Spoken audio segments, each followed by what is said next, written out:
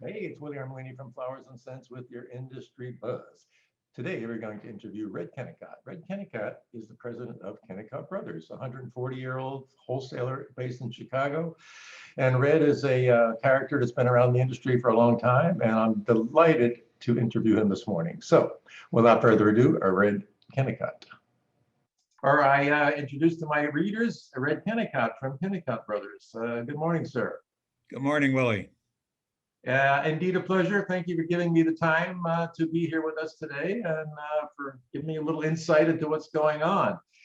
I was looking at your website this morning and I was saying, you know, I know Kennicott's a really old company, but 1881, so that's 140 years if my arithmetic's correct.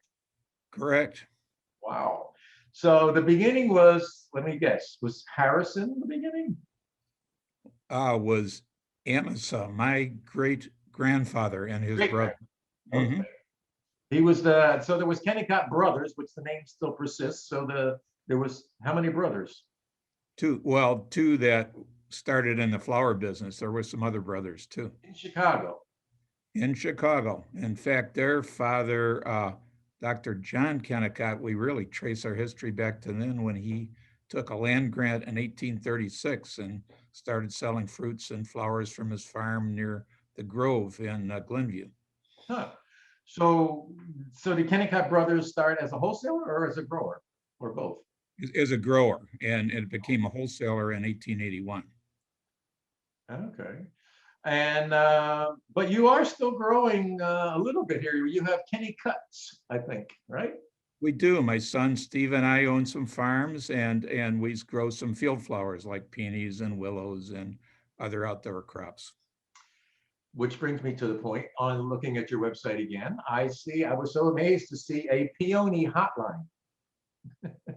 Yeah, we do have that, and I get to work with my beautiful granddaughter Paige every day. She manages the farm and the sales, and so that's an instrument of the farm operation.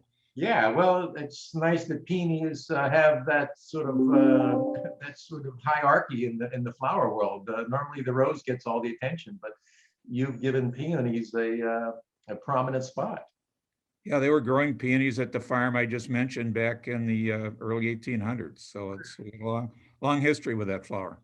So that makes you what? You third generation, and we have now fourth generation with your son and your granddaughter, right? Oh, there's lots of ways to count it. I think I'm the fourth in the wholesale business. Okay. Wow. Well, that's a lovely thing and a good history. And I think who's older? Is maybe Pennock? Is Pennock older? Do you know? They were in the same time frame. We're I think the two oldest still standing of wholesale florists. Yes. Well, as we know, the landscape has changed pretty dramatically over the last 140 years. It certainly has. And what's important is what you can do for your customer today, not the history. Although we are. Yes. Isn't that the case? History is a wonderful thing, and you have all that trust. I've gone through this with my family, the trucking company, and you know what I think one of their valuable assets was trust. But as everybody points out, trust is a fleeting thing. You can have it today, you can lose trust easily tomorrow if you're not on top of your game. Absolutely. And I believe you have, if I added up correctly, 19 locations now. Is that right? It's actually 17. There's a couple of divisions within the same location. Okay. And the corporate headquarters as well, right? Yeah.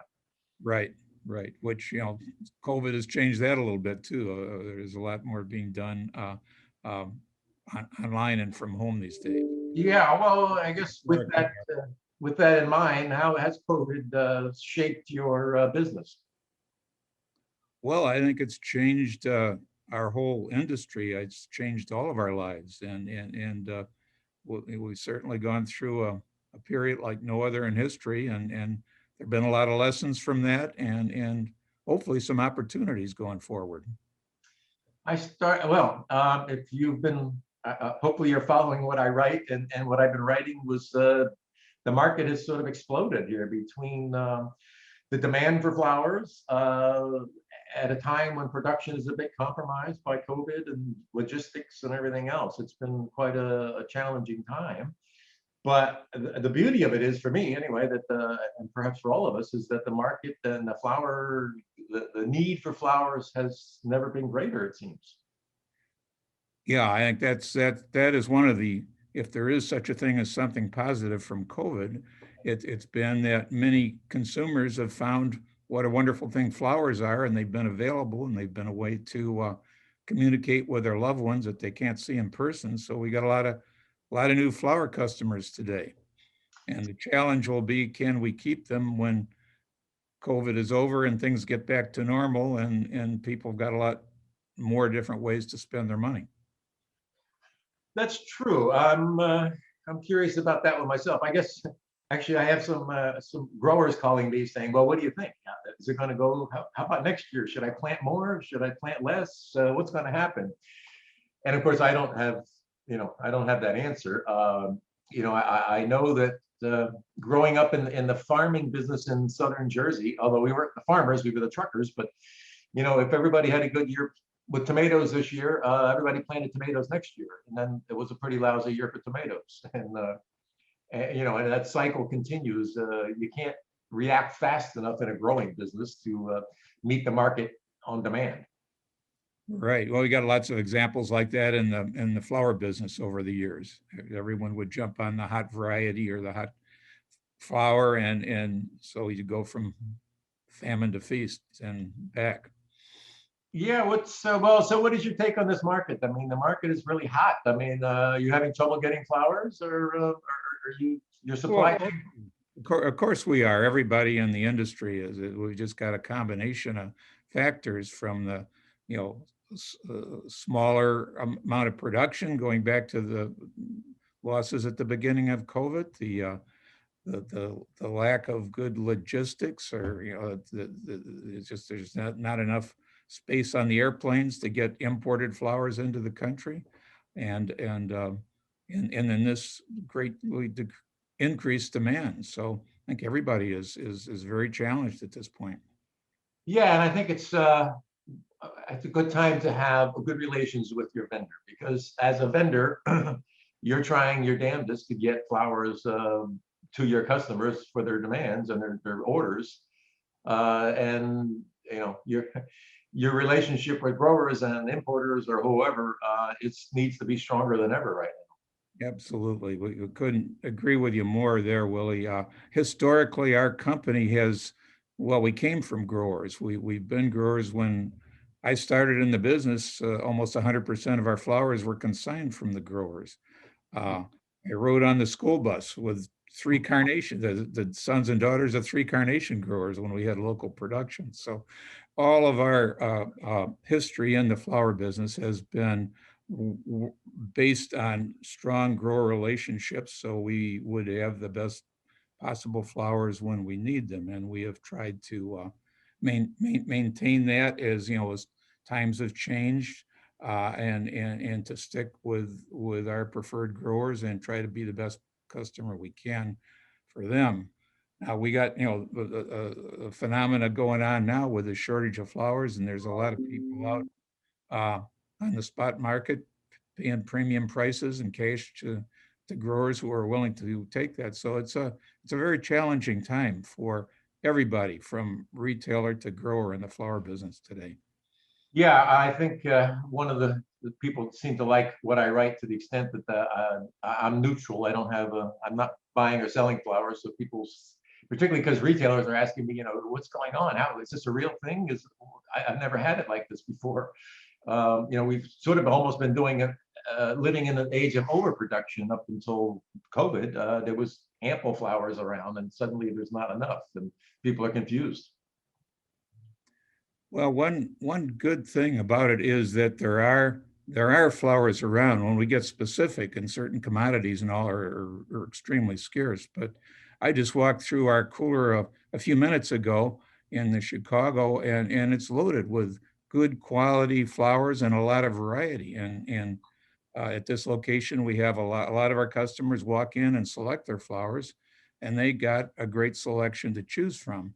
when it gets down to specifics, then there are some, very challenging shortages. And specifically when you have a bride who insists on a particular flower for a wedding, it can be a real challenge to try to fulfill that need. Yeah, they don't want to hear about that word substitution. That's right. Yeah, they can look at Pinterest and everything else in the social media and Yeah. see hundreds of varieties of roses, and they pick one and they want a lot of them for their wedding day. Yeah, and that sort of brings me to the point of, okay, as a local grower with your son there, are you finding more people wanting to be more domestic, if you will? You think we're going to see a bit of a trend for people trying to grow flowers here again? Well, I think we've heard that. Certainly, there's a strong interest in people who want to buy local or buy American or buy environmentally friendly flowers, and so I think that is something that's here now. Hmm, interesting. Yeah, I was living in as I we just moved here to Orlando, and I was living in out west in Claremont, and there was a guy putting up big greenhouses for roses, and I'm like, wow, this is pretty interesting that this somebody would make an investment here in Central Florida to grow roses. I don't know. He was still building it, so I don't know the answer to the question whether he's a quick spy. But I got to think a lot of people are thinking about this. Listen, I got some land, and and there's been that sort of movement we've seen over the years of buy local, buy local, buy local. I like the concept, by the way. I mean, and as I've always said, if you can buy local flowers, you should. Why not? It makes total sense. You can't get them any fresher than that. Well, that sure makes a lot of sense, but when you get into the economics, and especially building a greenhouse to grow roses in Florida, sounds like A bad there's idea. a few challenges there. Yeah, it sounds like a bad idea. I'm hoping that the guy, I never did find out. Maybe he was doing for potted roses or something, because I can't imagine I competing. think that's more likely. Yeah, it's competing in the cut flower market. I don't know. A rose market particularly would be very difficult. Well, so here we are in a very good market. Uh, Things are happening. There's a lot of consolidation going on. One of the things we didn't talk about, which has really been on my mind, is all these bouquet makers buying up all the production they can buy. Group buying farms up. I can't keep up with the emails that I get from people saying, Elite bought this one and bought that one and bought this one. Very popular rose farms and big rose farms. So that's got to be a challenge for your wholesaling operation. Well, I think it puts pressure on the whole market. Is there is apparently this very strong demand for bouquets, particularly for the large supermarkets, and the bouquet makers are hustling around buying up farms and buying up product on the market, and so that is a big contributor to the shortage. Indeed. And I don't see any real change in that happening in the near future, right? And I think bouquet makers need production, because they've already quoted their prices way out, so they need production. If they don't fulfill the order, they get kicked out of the queue, I think. So it's sort of incumbent on them to fill the orders, and to do that, they have to do some very fancy financing, I think. And I don't know how you buy up all these farms. Again, they're not, from what I'm hearing, they're not farms that are in trouble. There's farms that are, viable farms that they can walk into, buy it, and have production right away. Well, That's you're right. It defies the mind, but apparently those things are happening, and certainly we're at actually historically a slow period, until we get to Easter, and to see the demand for flowers now. It's easy to project when we get to Mother's Day, the biggest week of all. It's going to be it's going to be it's not going to get boring, that's for sure. not going to be boring. Okay, well, let's switch gears a little bit, because you and I know each other from a million conventions. Because you and Katie are avid supporters of the associations and stuff. So we see you at a lot of events, and suddenly, boom! Here we're not seeing each other. I would imagine you're looking forward to getting back on the trail like me. I certainly am, yeah, and I've talked to so many people that just are are so anxious for there to be like the SAF convention again, where people from the whole industry can get together and talk to each other face to face. Yeah, and Whoops has still got theirs on the schedule. I'm looking forward to at some point we got to break the ice and go to get out of our cocoons here and visit, I guess. Well, we're And looking forward to it. Katie and I haven't missed one WUSA convention since they first started. I was going to say probably like most of us, you have a great collection of Pete Garcia pewter plates. We have that, and I know the Armelini company has got all the archives of WUSA. They've got a hall full. Yeah, on the walls there. It's quite a nostalgic row to walk down that aisle to see my father, my brother, yourself, however many people that we know, the Ben Hamons, that so many names and so much history. Somebody was even saying the other day, I was around before Archie Clapp with Whoopsa. And I said, I don't know if there was anybody before Archie Clapp, but there was, I think. But I remember it well. Who was before Archie Clapp? Well, there was a lady named Sue Haynes who became Sue Wolf. Okay. But if you go back far enough, it was a wholesale commission florist and just wholesale commission florist before WUSA. That goes back to the 1950s, actually.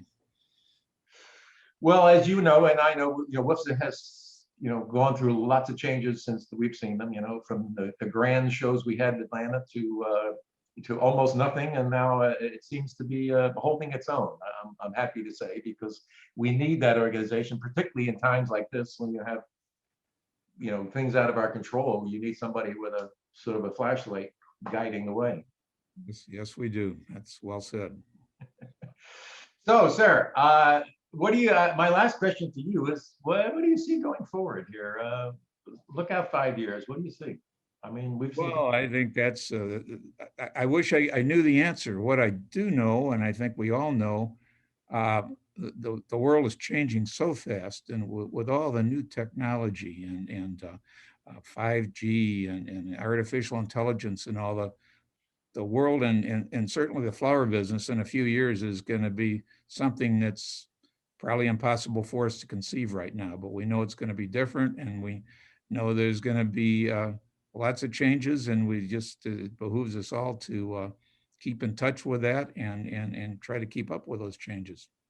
And I think that's what conventions have always been good for us. You go to the convention, you rub elbows with your competitors, with your suppliers, with your customers, perhaps, and you start to hear. That's which has been so difficult for me, because my whole business opportunity here with Flowers and Scents has been going to these shows and being able to hear what people are talking about and sort of dig into it from a real broad base. But now it's quite difficult to find that same kernel of information, perhaps.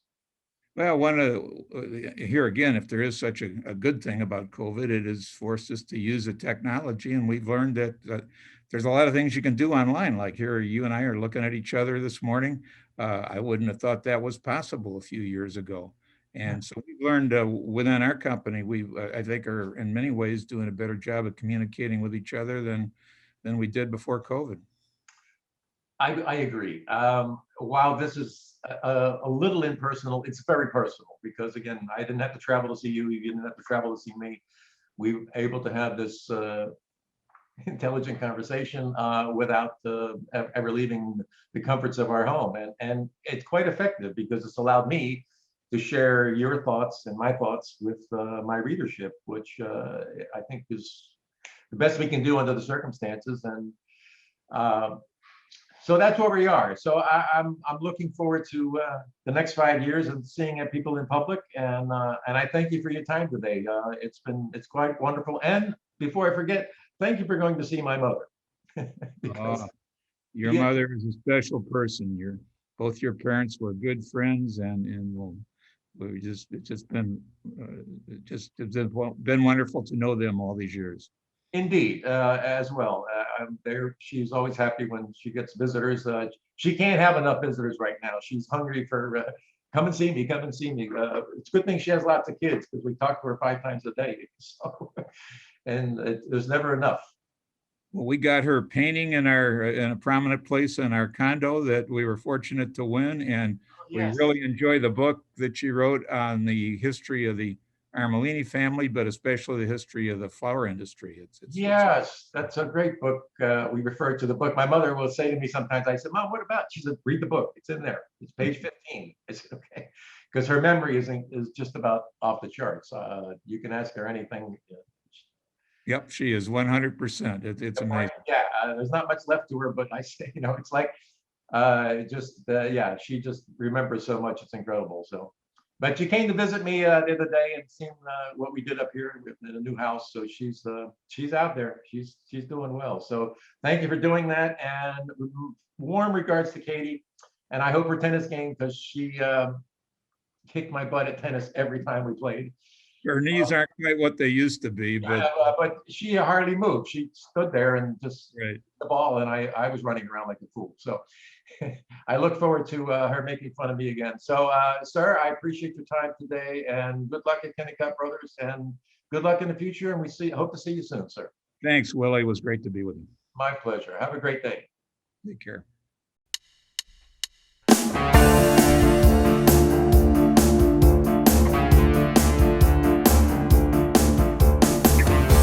I heard you're moving into this town.